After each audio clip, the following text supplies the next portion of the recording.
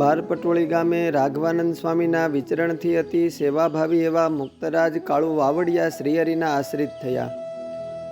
આ આહિર કાળુભાઈ વાવડિયાએ જ ભટનગર ગામે દાદા ખાચરના બીજા લગ્ન વખતે જસુબા સાથે સગપણ કરાવ્યું અને લગ્ન પ્રસંગમાં ખૂબ સેવા કરીને શ્રીહરિને રાજી કર્યા. આ કાળુભાઈ ને લુમ્માભાઈના પરિવારમાં દીકરા જેઠુરભાઈ થયા. આ જેઠસુરભાઈ પરિવાર સાથે બારપટોળીથી સમઢિયાળા ગામે રહેવા આવ્યા. તેમનો મોટો પરિવાર હતો. એકવાર આ જેઠુર બાપાએ જૂનાગઢથી આવેલા સદગુરુ કૃષ્ણચરણદાસ સ્વામીને કહ્યું કે સ્વામી, મારી હયાતીમાં અમારા સગા સંબંધીઓમાંથી કુલ 32 જણા અક્ષરધામમાં ગયા છે. પ્રત્યેક વ્યક્તિનો જ્યારે અંત સમો આવે ત્યારે સ્વામિનારાયણ ભગવાન અનેક મુક્ત સાથે તેડવા આવ્યા છે. એવા મને અથવા અમારા પરિવારના સભ્યોને દર્શન થયા છે. આવા જેઠસુર બાપાના એકના એક પુત્ર રામાભાઈ આહિરને ભગવાન તેડવા આવ્યા. જેઠસુર બાપાના ઘરમાં દક્ષિણાદા બારના ઓરડાને ઊંચી પરથારવાળી ઓસરીમાં રંગત ઢોલીએ યુવાન રામભાઈ સૂતા છે.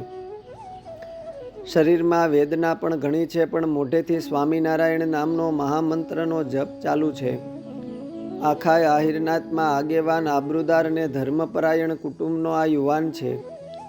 એટલે બીમારીના ખબર ગામે ગામ સૌને પડી ગયા છે.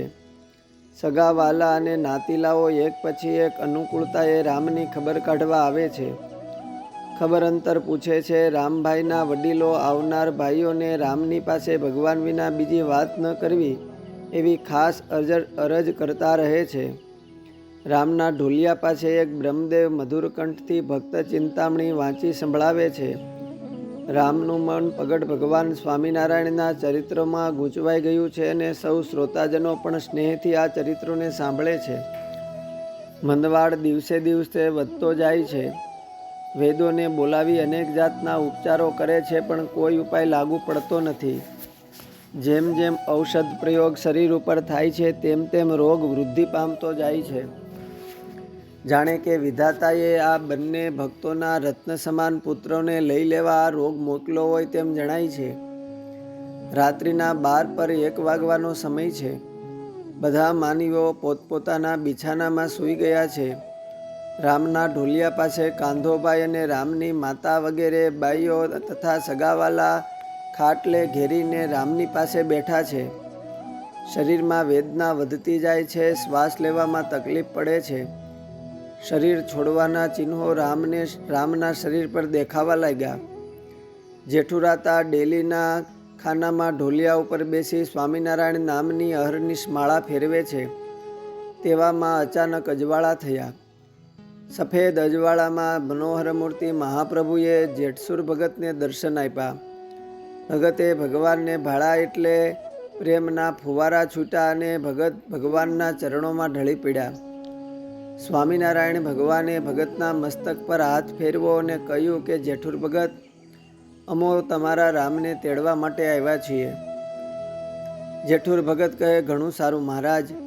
રામના મોટા ભાગ્ય કે મોટા મોટા દેવતાઓને જેના દર્શન ન થાય એવા ભગવાન તમો એને તેડવા આવ્યા. પણ મહારાજ, મારા કાંધાને આ એક જ દીકરો છે. શ્રીહરિ કહે, ભલે, હવે અમે રામ પાસે જઈએ છીએ, તમો ત્યાં આવો. એમ કહી પ્રભુ ત્યાંથી અંતર્ધ્યાન થયા. જેઠસુર ભગત હાથમાં લાકડી લઈ વૃદ્ધાવસ્થાને લીધે ધીમે ધીમે ડેલીએથી ઓસરીએ રામના ઢોલિયા પાસે આવ્યા અને પૂછ્યું કે બેટા રામ, શ્રીજી મહારાજ પધાર્યા છે. રામે કહ્યું, આતા મહારાજ પધાર્યા છે અને સાથે સંતો પણ ઘણા છે.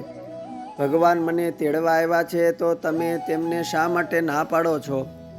સાધુ કહે છે કે અહીં તો અક્ષરધામમાં કરોડો ગણું વધારે સુખ છે, માટે મને મહારાજની સાથે જ આવવા દ્યો. આ સાંભળીને ઘરના વડીલ જેઠુર ભગત બોલ્યા, ભાઈ રામ, જો તારે જવાનો વિચાર હોય તો ખુશીથી જા, અમે તો ઘણા રાજી છીએ. ત્યારે રામે કહ્યું, તમે બધા રાજી રહેજો, હું જાઉં છું.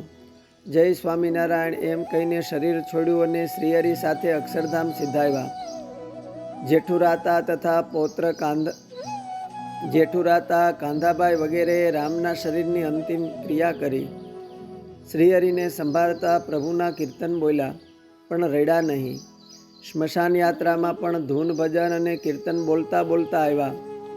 સામાજિક રૂએ સગાવાલા સૌને પત્રો લખ્યા. તેમાં પણ દરેકને લખી નાખ્યું કે અમારે આંગણે કોઈએ પણ રોકકળ કરવા આવવું નહીં, કારણ કે અમારો રાહ મહિના કરતાં કરોડ ગણું સુખ જ્યાં છે એવા પ્રભુના અક્ષરધામમાં ગયો છે. એટલે એ દુઃખમાં ગયો નથી. જે દુઃખમાં જાય તેની પાછળ રોકકળ થાય, પણ સુખની પાછળ શોક ન હોય. વળી ઘરે જે લોકો આવે તેને ભગવાન વિના બીજી વાત ન કરવી એમ નક્કી કરી વચનામૃતની પારાયણ ચાલુ કરી. એટલે આવેલા બધા માણસો ભગવાનના વચનો જ સાંભળે. આહિરની કોમમાં જન્મી જનક વિદેહીના જેવી ઊંચી સ્થિતિવાળા ભક્ત જેઠુરભાઈ તથા કાંધાભાઈ ઉપર શ્રીહરિએ અઢળક કૃપા કરી. પછી કાંધાભાઈને ઘેર રામના ધામમાં ગયા પછી 3 દીકરાના જન્મ થયા. તેમને નજરે જોઈને બાપ દીકરો અક્ષરવાસી થયા. દીકરાઓ નામે કાથડભાઈ, જીકારભાઈ અને જેઠુરભાઈ થયા.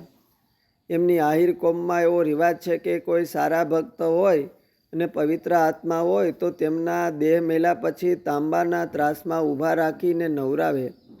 જેઠુરાથા તથા કાંધાભાઈને પણ એવી જ રીતે મોટા ત્રાસમાં ઊભા રાખીને નવરાવ્યા.